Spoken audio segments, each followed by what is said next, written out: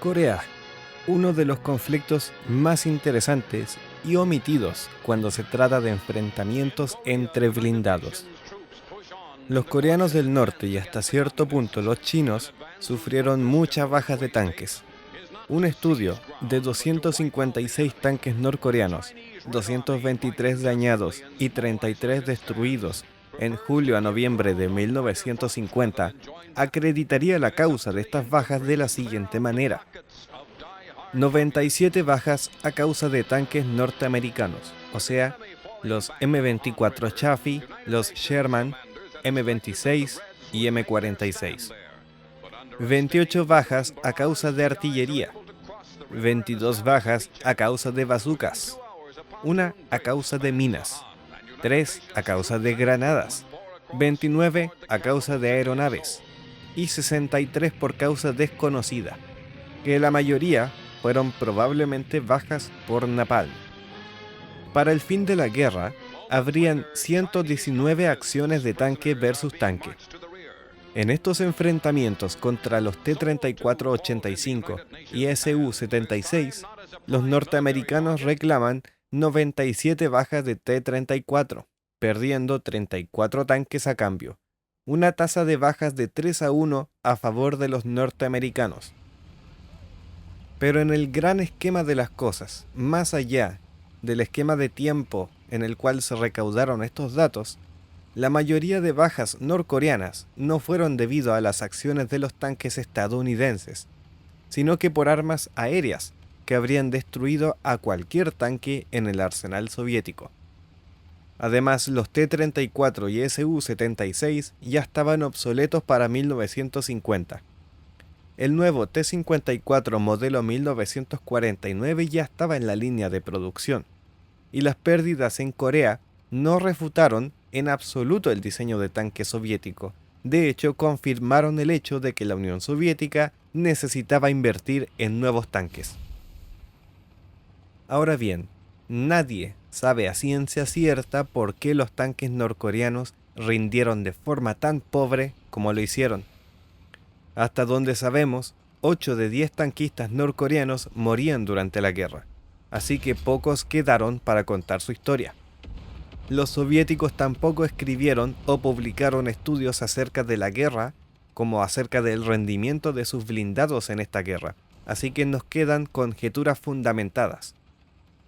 El T-34-85, a pesar de ser un gran tanque, tenía fallos fatales en la clase de pelea que ocurrió en Corea.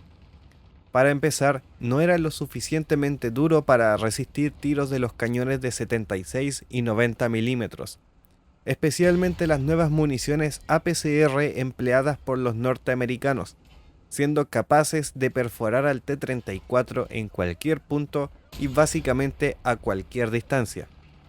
Y ojo, que debido al terreno de Corea, muchas montañas, mucho microterreno y peleas de corta distancia, básicamente era virtualmente penetrable a toda distancia. Obviamente, el Sherman era igual de vulnerable al 85 milímetros a cualquier rango. Y esto nos lleva al siguiente punto. La tripulación del T-34-85 tenía mala conciencia situacional. Los dispositivos de visión eran pequeños en la cúpula y Corea reforzó la lección de la Segunda Guerra Mundial de que aquel tanque que veía primero, disparaba primero y golpeaba primero tenía todas las de ganar en un combate tanque versus tanque. Tercero, el por qué las tripulaciones morían mucho más en el T-34. Algunos dicen que es porque el tanque es más apretado. Esto es un mito.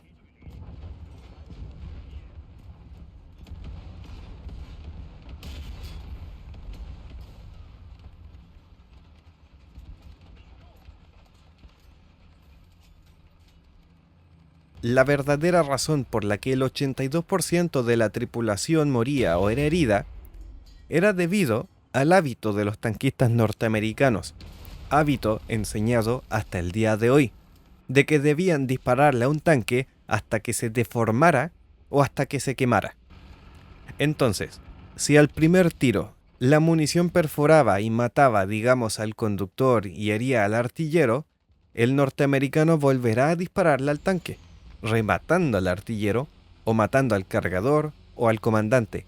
Si el tanque no se deforma o no se quema, de nuevo le van a disparar.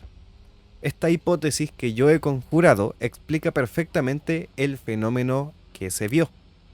Finalmente, el tanque norteamericano, desde el Sherman hasta el Patton, tenía mejores dispositivos de tiro y control, con giros de torreta mediante motor eléctrico, sistemas electrohidráulicos, estabilizador en el Sherman y todo eso que volvían la tarea en algo mucho más sencillo. El T-34, por ejemplo, no tenía ninguna ventaja en este aspecto, y contribuye a la cadena de ver primero, disparar primero e impactar primero, por el cual se explica la mayor tasa de bajas por parte del tanque soviético. Por supuesto está el factor de la tripulación, el factor humano, del cual yo pienso tiene por lo menos el 50% de influencia en los resultados, frente a todo el combinado mecánico que ya he hablado. Los tanquistas comunistas estaban en desventaja. Tenían un entrenamiento bastante limitado, especialmente luego de tener que reemplazar las pesadas bajas al principio de la guerra. Segundo, los comunistas no tenían suficiente experiencia significativa empleando tanques en combate. Sus guerras eran campañas de contrainsurgencia o temas de infantería ligera. Esta falta de conocimiento institucional llevó a limitaciones severas en las operaciones blindadas y en las armas combinadas. En contraste, los americanos, los británicos y básicamente el resto de Occidente que participó en la Segunda Guerra Mundial tenía mejores tanquistas. Y es que a pesar de que sus tanquistas estaban verdes, porque la mayoría eran conscriptos, eran jóvenes, recién adultos, la mayoría de los oficiales no comisionados, o sea, sargentos de pelotón y algunos comandantes de tanques, eran veteranos de la Segunda Guerra Mundial, así como virtualmente todos los comandantes de compañías y batallones que habían ganado con sudor y sangre conocimiento institucional en la guerra blindada tan solo 5 años antes, ante un enemigo incluso más resistente. Si me preguntan a mí si algo hubiera cambiado de haber sido tripulantes soviéticos veteranos, por supuesto que sí. Lo que no puedo decir es cuánto habría cambiado. Es imposible de saber realmente.